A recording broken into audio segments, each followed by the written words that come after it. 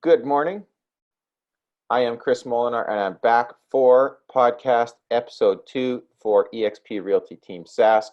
And I am here today with Tara Knobloch, Marla Jansen, and Connie McKee. And today we are talking about how weather affects buyer behavior, and a little bit of a recap on the 2019 market as a whole moving forward. So first question I have today is for Connie.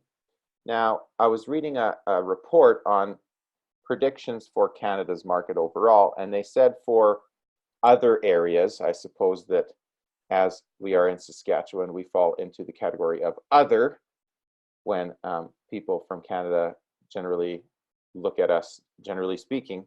But it says that there is expected modest gains over the forecast horizon, which I do think that we are seeing that. And so how does that affect when we're seeing that for 2019, unit sales are up by almost 300, average price was down roughly 0.5%, so prices haven't gone up necessarily, and there's almost double the units on the MLS that sold above $1 million. So what does that mean for buyers and sellers, Connie? Or what do you see and feel there? I think that people are trying to hold on and see what the market's doing. And I get asked quite frequently, are prices going to go up? Yes, I believe they will. I think there's lots of people that are upside down in their mortgage. I think that makes people nervous. So they're wanting to get the equity. People need what they need to get out. Buyers think that they have control of some prices. I think they can come in and lowball, and the seller's just going to take it. But I don't think they understand that sometimes people don't have really deep pockets if the prices don't, the numbers have to match in order to make it work. Does that answer the question? Yeah, I think so. So would you agree then that, let's say, somebody that was on the market last year was very close to being able to pull off a sale but couldn't just because they had almost enough equity but not quite, with after a year of paying off, let's say, 1 year's worth of mortgage principal, plus the markets have maybe balanced even though prices aren't there, maybe they're in a bracket where there's buyers and less listings, might be opportunity for some of those people. Right, and I think that that's going to happen too. That 1 more year is going to make a difference on either a payout penalty or equity, cash to close, those kind of type things. Yep. Yeah. And there's market segments and sectors that change even from 1 month to the next. So, I mean, just because the market overall changed in price downward by 0.5%, maybe certain sections of the market have gone up. For sure, definitely. Cool. So, Marla, question for you. So it says in this report that new construction may be an increasingly available option for people.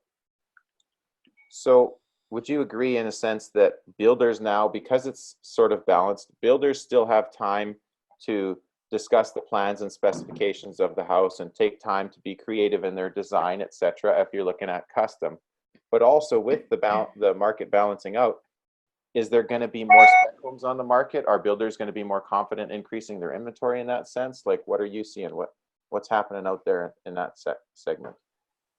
Yeah, Chris, that's a good point. I think that where the market's been going, it has really changed new home sales and new construction quite a bit. There's a lot of new builders, I think, and builders that have been around for a long time that have kind of scaled back, obviously, their construction over the past couple of years. So we're not seeing as much of that inventory anymore in the market. You're also seeing some of that inventory. They've kind of rented it out. Some big builders with big, apartment complexes and stuff like that. But I do see that more and more starting to do more custom builds. So they're willing to work more with clients and kind of do maybe not necessarily a spec home per se, but something that they're kind of working with the individuals a bit more to build exactly kind of what they're looking for than trying to put a bunch out there that they think people will buy. So I think it's a good opportunity. Prices I feel are down as well in a lot of the new construction, or they're going to offer more into their build than they might have in a couple of years past, right? So they're going to get a little bit more for your money there, plus maybe be able to customize something to a buyer's needs. I know even with Westbo that I work with, we've even revamped some plans, right? Like when you're so busy and things are just moving, bless you. Excuse me. You don't really have time sometimes for those kinds of things. So we are even inventing kind of a, reworking another floor plan and just kind of listening to feedback and stuff from other buyers that have been out there and creating another floor plan coming up here this spring too. And we always do kind of custom changes and stuff, but I know with other, new homes and stuff that I've been showing, I think that does allow the clients and customers a little bit more out there, I think, to get a little bit more for their money too and make it their own. Yeah, it's an interesting sort of landscape because the market has changed in such a way where the builders used to have, and realtors too, have this mentality that like, you come to me, you need me. Where when the market flipped around, it was like, whoa, I'm going to go to you and I need you. It sort of flipped around a little bit there.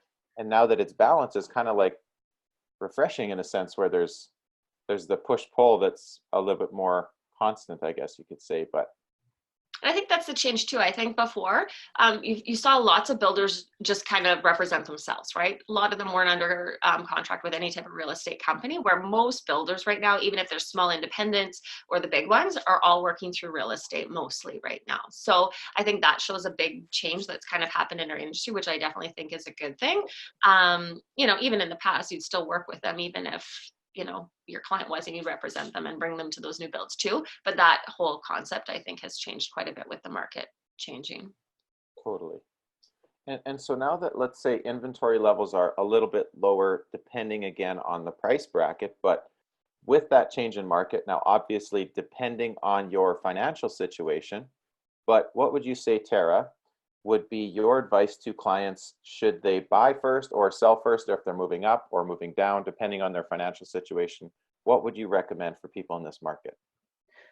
I think it's like you said, it depends on their financial situation big time. One of the questions I ask, is it better, if worst case scenario, is it better to cover 2 mortgages or rent in the meantime? If you're going to generalize, I think it's always better to list your home first before writing an offer on the next home. Something that I've seen lately in our market, if you have a home to sell in order to purchase, which is the majority of our clients, a seller would consider accepting an offer with the home sale condition. I'm not seeing a lot of that lately. The sellers are getting some of their power back, so they don't have to just take any offer. It's more of a balanced negotiation. And then financially, you want to know, because like Connie was talking about how much equity, that's tight for a lot of people. You need an offer on your home so that you know how much equity you have before you write the next offer, or else it's kind of a taking a chance. Do I have enough equity? Am I going to sell my home for enough in order to purchase the next one? Versus why I don't advise buying first.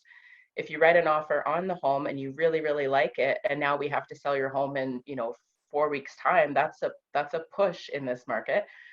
Well, when you need to sell it quickly, that means dropping the price, so it's less money in your pocket. So the smartest way is list your home first before you buy. Even though I know there's the concern sometimes of, well, what if I don't find what I'm looking for? But I know, Marla, you've mentioned this before. There's lots of great rental properties available if you need something temporary. I think our vacancy rate is at like 10% right now. There's lots to choose from. And it can take the pressure off if you're one of those people that wants to wait for the perfect home. It's safer and financially smarter to rent temporarily if you have to. Yeah, that's an interesting one. And the funny thing is there's 2 sides that I found to that conditional to a home selling, where if you accept an offer conditional to a home selling, that's great because the next person that comes to look at your property is going to say, I want what I can't have. And all of a sudden they're interested.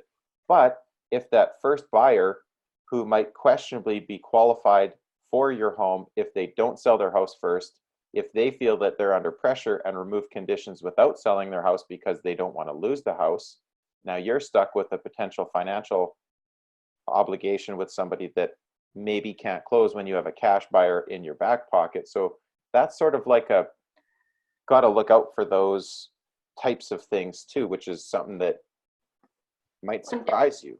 Well, and I always want to keep my clients off the emotional roller coaster. And if we finally find the perfect house and then we risk losing it, number one, if you do remove those conditions, that's a lot of risk.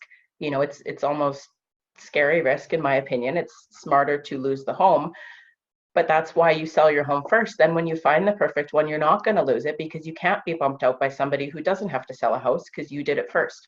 It's the smartest, safest, less stressful way to go through the process. And I mean, that's what we help with all the time. Most clients have to sell in order to purchase. It's our job to help smooth that process out. And if you're representing the sellers, you don't want to be stuck either. You want the best, most qualified person to come in and straight shot, especially in this market. Yeah, and I don't find that we're in a situation anymore where you get that one offer and you better better take it if you can, because it's all you're going to get. We're coming up on spring. There's going to be buyers out there. Keep in mind there's also going to be lots of competition for other sellers, but yeah, you just try and keep it smooth, and let your clients know this is what's likely to happen. This is the normal process, and it's their choice how they want to make the decisions, but it's our job to advise and try and make it less stressful. Totally.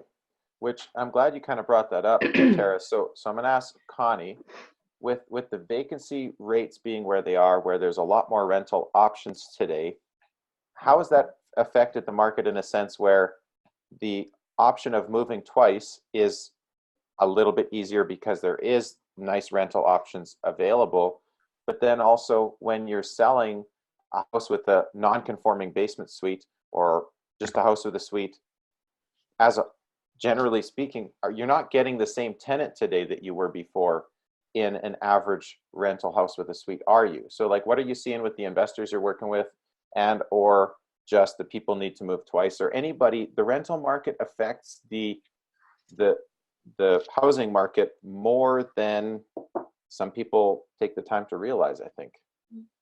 So I think people moving twice, they're more receptive to it than maybe in the past. Because like Tara had said, if you make wise decisions and we educate our clients to make the best choices to be less stressful and sell your home, move into a rental, I think there's more rental people or more landlords being willing to do a 3 or 6 month agreement with someone because they're in a transition period. They'd rather have a good tenant for 3 to 6 months than one that maybe chooses to not pay rent for a long period of time. And then they feel locked in. So I think that it gives people more option for short-term rentals to take the stress off of selling, buying, and alleviate some of that. Yep. And I think there are a lot of people out there that are looking at the basement suites and things like that to add revenue and add income to their home and less their cost and so on and so forth as well. That's a good thing. I just want to add about real estate too, is we have those back pocket areas and stuff, right? Where we see it all the time, where an agent or somebody has a client that's, hey, I have a rental, or I need a short-term rental. So it's great as a community. Realtors can kind of collectively come together. And a lot of times you see those things get scooped up pretty quick. I just have someone who needs a place for 2 months or, a couple of weeks. It's this family kind of looking in this area. So it's kind of nice that as an industry too, we help each other out that way as well. Well, and I think people are also more receptive to, if you phoned me and I said, hey, you know what, I got a client that's looking for a place, and you say, hey, you know what, I have a client who's got a place that, let me see if they'd rent it for 3 months while you're in transition. And your person would be more receptive to take my person because it's a mutual friend, if you want to say that. Right. So they don't trust them a little more. Yeah, I was going to say, Sorry, that's okay. I was going to say, as a landlord, I've noticed the quality of tenant go down lately. But I also, it's just my opinion, but a homeowner knows how to take care of a property. They keep it clean. They understand, maybe if that, they're going to keep it clean. They're responsible. They pay their bills. I would take a short-term tenant with the transition any day over the risk of somebody that I don't know. And I mean, and if we're helping one of our clients to find a rental, we're also vouching for them, so it helps the landlord feel more confident that you're getting a good quality tenant. Yes, I 100% agree with what you guys are saying. And another quick note on that, yeah, whatever, 7 years ago, you could sell a house with a non-conforming basement suite and it was like a hot commodity and people were lined up to buy those. Now, if it doesn't have a legal suite, sometimes it's like, why are we even looking at this? You know, and let's say, well, we mentioned this before, but even university rentals, if close in varsity, if it's not a nice rental, students are going to Stonebridge in new areas with a legal basement suite or a brand new apartment style condo that a builder just put together, and it's a game changer. So, but Marla, I'm going to ask, so with this idea of weather affecting buyer behavior, what happens to buyers when it's minus 40, or what happens to realtors when it's minus 40 outside or minus 50 like we had, and or right now when it's super slushy, it warms up and it's like nice outside, but it's a mess. What does that do to buyers? What does that do to sellers? What does that do to realtors? And how does that all affect the market? I think overall, we always see the weather somewhat affect our market and our showings and our listings and such. It's interesting because typically when it's really cold like that, things kind of slow down. People might cancel some showings. It's minus 50, very cold, kind of snowstorms. But what was an interesting turn, I think, of events this year, and I've done this 15 years, so you kind of can go off, how it normally looks for me. But that in January, we just had that week cold snap. It was one of my busiest weeks that I've seen in January and in the last 2 months. Like I was showing property almost every day, some days to 2-3 different buyers within that day. And it was interesting to me. There's still some listings coming up. So obviously people still had planned to keep their listings going up in that week and new things coming up, and people really wanted to get in. I think we're right now also sitting in a time in our market where there really isn't that much product in a lot of different areas. So when things are coming up, people are wanting to act on it.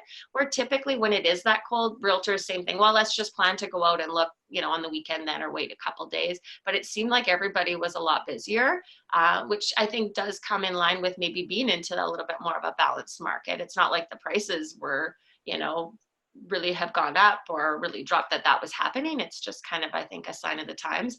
But it's the same thing, like when it warms up here a bit, it changes that dynamic a bit too. If it gets really nice on the weekend, where we've typically had bad weekends, I think that the open houses tend to go down a little bit. I think people are out trying to enjoy the weather a bit with their families and stuff. It's the same as in the summer. When it's hot and sunny and you had a couple rainy days, it usually tends to be where you don't have as many people out and about or calling for showings and such. Yeah, but what about the realtors? Yeah, I think realtors typically, for the most part, are working, right? Like realtors, they're calling, they're still setting things up. Our business doesn't stop whether the weather changes or not. But I do think there is a lot of realtors in, per se, January, the end of December, that do plan to take holidays, right? Most people kind of consider it a slower time. It's the start of the year. It's still winter. So I do think that on average, that's why it is a good time for a lot of people to get listings on, because as you get into the spring, everybody's back working in that spring market. But there are still a lot of people away on holidays, kind of, getting back into their year, because typically, the end of December, January isn't a busy time. And that's the same when you get into summer too, right? A lot of people, some of the slowest times I feel in the whole year are right around Christmas and the start of July, when kids are done school, lots of people are on holidays, realtors are on holidays, everyone with the kids kind of go and take a break in there. So it does change the dynamic of real estate a bit there too. Yeah, it's kind of a paradox. You would think that when it's nice outside, it would be busy, and when it's cold outside, it'd be slow, but not always the case. Yeah. And yeah, it's kind of an interesting sort of phenomenon. I think that's a question, like a comment I have a lot of times with clients. I think there's some people, a lot of people think, oh, let's wait till spring to get it on the market because that's the busy time. And then some people are like, well, no, I want to wait till my kids are done. And then I've had people contact me the end of, June, okay, my kids are done school, like, let's get this place listed. And I was like, oh, we should have talked a while back, because lots of times July can be quite slow. A lot of people are on holidays. They've already bought, most of the people that move in, lots of possessions in July, lots of possessions in August, but most of those people typically buy by the end of June, right? Yep. Yeah, and as realtors too, we're only as busy as how hard we worked 3 months ago. Yeah. Exactly. Isn't that true? Yeah, yeah. It's like we work hard today, we get paid in 3 months if things go well. Or 5. Typically, always 5. Yeah, that's pretty normal.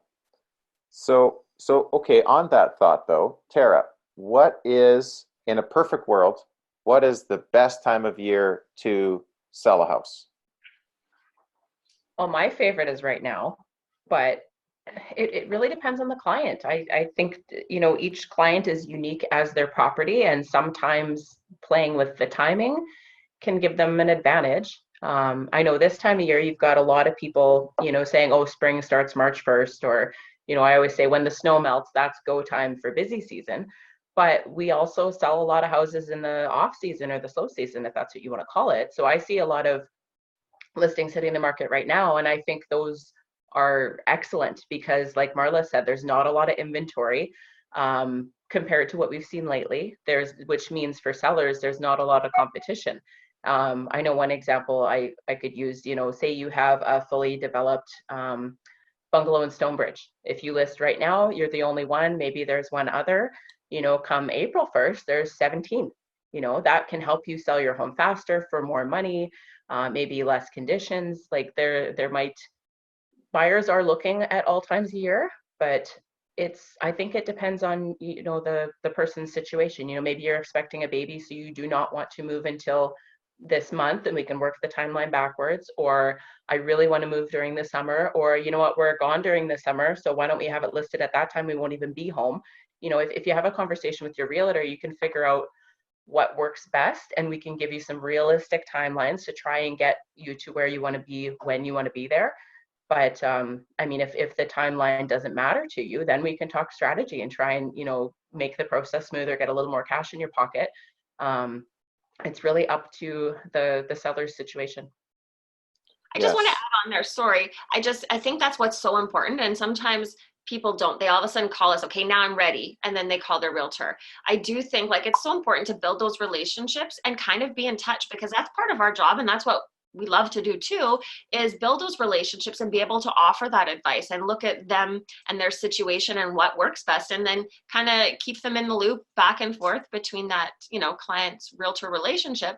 So I kind of urge people, whoever your realtor is, make sure you start those conversations. Like, even if you're thinking it's going to be this year, this year you're going to sell, or this year you're going to buy, it doesn't hurt to start those conversations, ask the questions, because that's why we're here. That's to give that advice and be able to help them make the best decision for them personally, right? Well, and I think you're 100% right. Have the conversation with us so that we know your plan, and then we can help move towards that. But there's even like, what's it called? 2 days ago, I found a potential buyer for a condo that I don't even have listed yet, but I know it's going to come on the market in about a month. It seems like the timeline may work. There's work we can do before papers are signed if we already know that that's part of the client's plans. Or I talked to one a couple of days ago that April is the right time for them. Great, we can work with that, and there's reasons for it, and perfect. But if I know that, then if I hear of anybody in the meantime who's looking, we can already get that ball rolling and talk to other agents, and you know what I mean? Like there's have a conversation with your agent so that you develop a plan. Like Marla said, don't say, okay, I'm ready and I want it sold tomorrow. Well, maybe we've got to do some staging. Maybe we've got to do some tidy up. There may be some preparation that's going to take a while, and then you're behind your timeline. But a conversation can make everything smoother. And with renos too, that's a big thing, because there's a lot of people that, okay, I saw this show or this fix your house this way, and they go do these things, and it's like, okay, well, now you painted it mauve. Like, Yeah. that's not probably the best choice, and you've spent this money. So it's like, I always like to build these relationships. My clients contact me. I'm thinking we're going to sell probably in the next year or 2 years. Sometimes it's maybe a couple months. What are the good things to change if I'm going to put some money into my house? Like, that's why we're there. We'll walk through and talk to you and give you options. And I've picked out paint colors and given them flooring choices and help them that way too. But it's building those relationships and getting the best advice so that it fits in line with their plans and to maximize the sale and dollar value of their property when they do sell. Absolutely. I had a conversation with a friend this morning. They are thinking they're going to stay and they're renovating. So we were, talking about budget. And it's like, well, can I come over and make some suggestions? Because if you're renovating to stay because you're going to be in your house 25 years, you've got a lot more freedom. You don't have to worry about customizing. You can go a little crazy if you want to. But if there may be sale plans in your future, you want to be a little bit muted on your finished choices, and be conscious of what you're doing because you want to do it for yourself, but you want it neutral enough that it's going to be open to a lot of buyers, because you don't want to over customize, and you may love it, but it may harm your home sale in the future.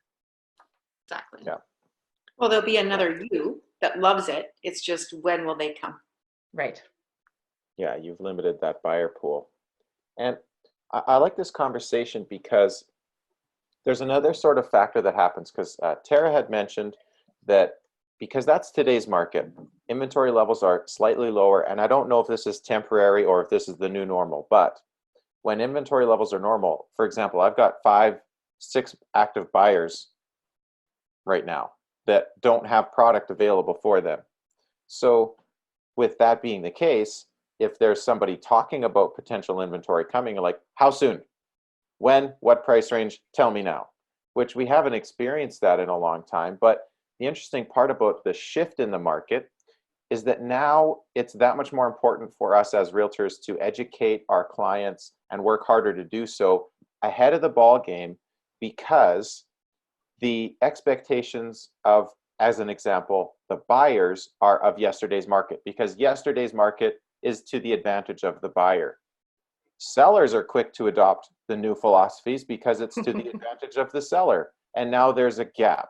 So there's a gap in sellers' expectations. And as realtors, we have to be able to present that to the clients, because otherwise they got to learn the hard way. And that's frustrating for the buyers, sellers, and for us as agents.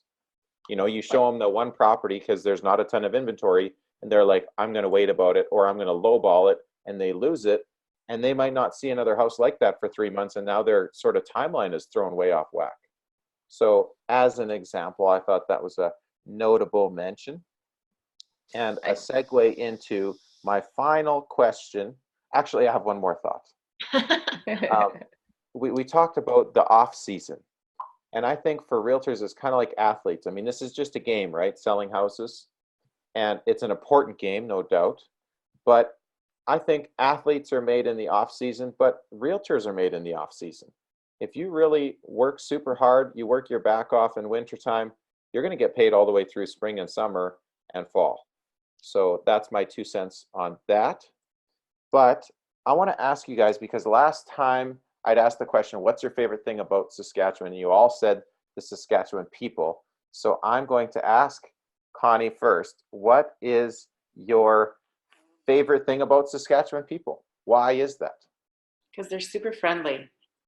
I find that doesn't matter where you go, somebody knows somebody you know. There's always a, hey, do you know Joe Blow lives down the street from me? And it's a family friend, a cousin, an aunt, an uncle, a whatever. Or just a colleague, you know, or do you know this agent? Of course I do, you know, or I just think people are super friendly, and it doesn't matter where you go. Be at the grocery store, somebody wants to have a chit chat. I get asked all the time by my friends and family, do you know everybody? No, I just meet people. You know, and when you're friendly, people want to talk to you. They want to know who you are and what you're about. Yeah. I'm from BC, so sometimes I joke that everybody in Saskatchewan's related, but I'm totally joking. Well, you're not that far off. Right. But no, it's true. And everybody knows a few agents too. So it's that much more important to publicly share your value, plug, which is kind of what we're doing. So I totally agree with what you're saying, though. It's like, it's really easy to walk into a room and see a bunch of people that you know.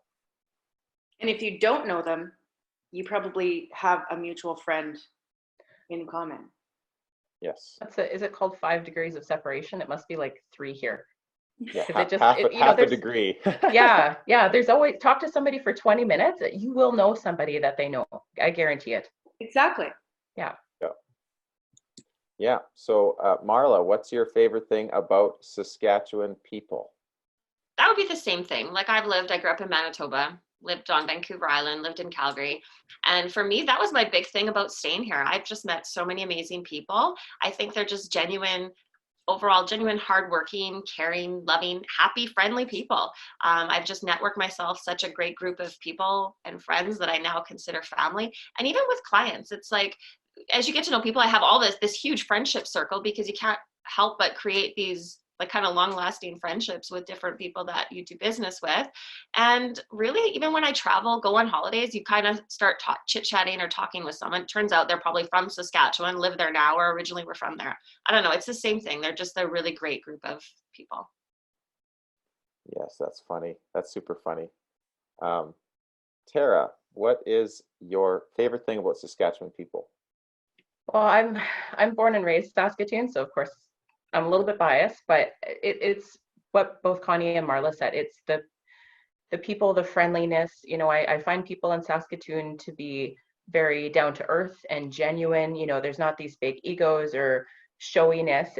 You know, you could see, you know, if somebody's a millionaire, you can't even tell by the way they dress or the cars they drive. You know, they're just very, very down to earth and genuine. And I am proud to be grouped with those people. And, you know, everybody knows everybody somehow.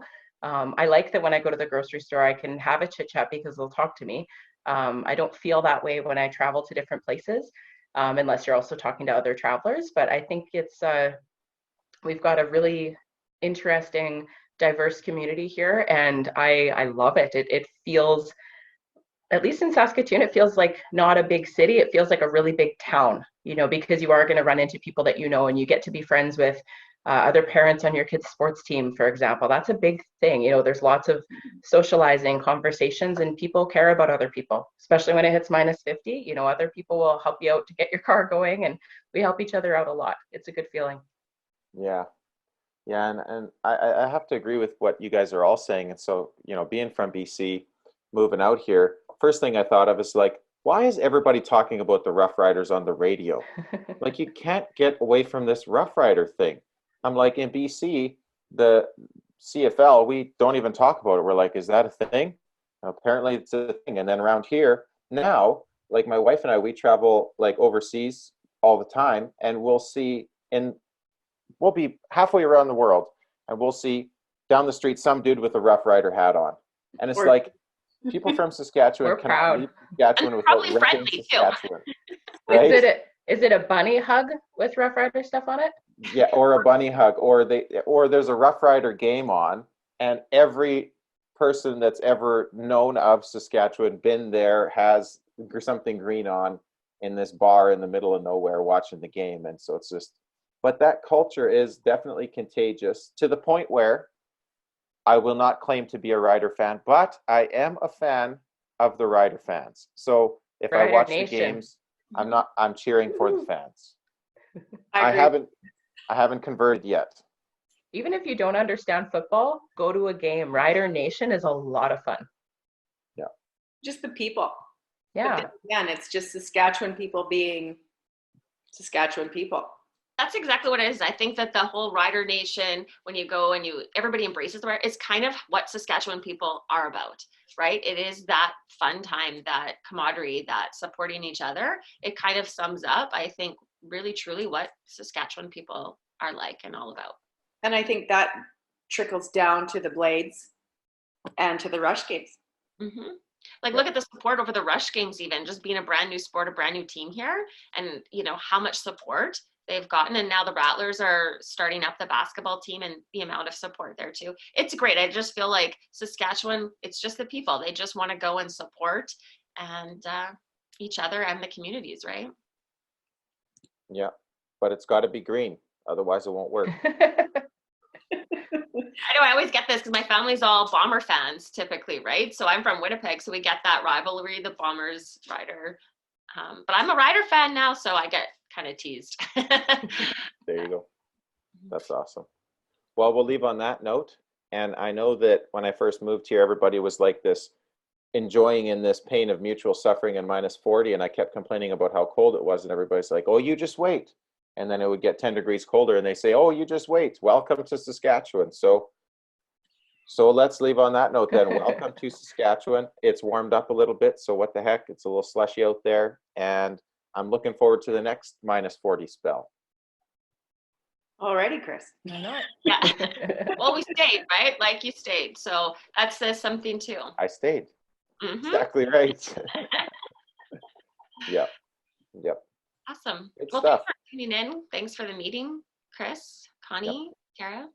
Yeah, thanks, guys. Thanks, guys. Until Absolutely. next time. Thanks, everyone. Yeah, have a great day. Have a good day. Cheers.